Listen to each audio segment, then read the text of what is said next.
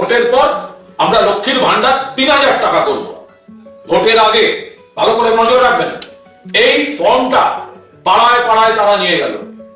এই ফর্মটা উপরে লেখা মাতৃশক্তি ভরসা কার্ড, এই ফর্মটা তারা ফিল আপ করালো। ভোটের আগে লেখা 3000 টাকা আর্থিক সহায়তা প্রতি মাসে প্রত্যেক মহিলাকে। কারা করালো? বিজেপি। কি বললো? 3000।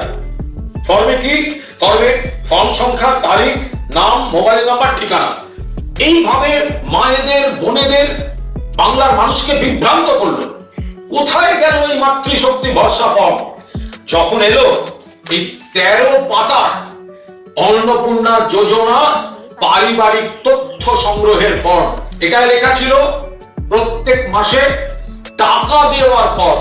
যেটা এলো সেটা তথ্য সংগ্রহের ফর্ম। ভালো করে মনে রাখবেন, তথ্য সংগ্রহের ফর্ম। এবং যেটা সহজ পদ্ধতিতে করে দিয়েছিলেন মমতা বন্দ্যোপাধ্যায়, এই যে 13 পাতার ফর্ম, 13 পাতা, এখানে শুধুমাত্র আপনি যে দিদিভাই, যে মা, যে বোন আপনার অস্তিত্বের তথ্য জানার দরকার, তার বদলে আপনার গোটা পরিবারের সমস্ত রকম খুঁটিনাটি এই 13 পাতার ফর্মে কেন্দ্রীয় সরকার, রাজ্য সরকার যৌথভাবে তারা নিয়ে নিচ্ছে।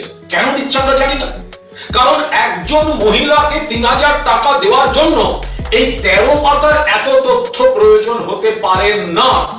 এবং অনেক মা বোনেরা বলছেন, আমার তথ্য নেই, কিন্তু আমার বাড়ির বাকিদের তথ্য, পরিবারের অন্যান্য তথ্য এই বিষয়ে কেন আসছে, কিসের জন্য আসছে?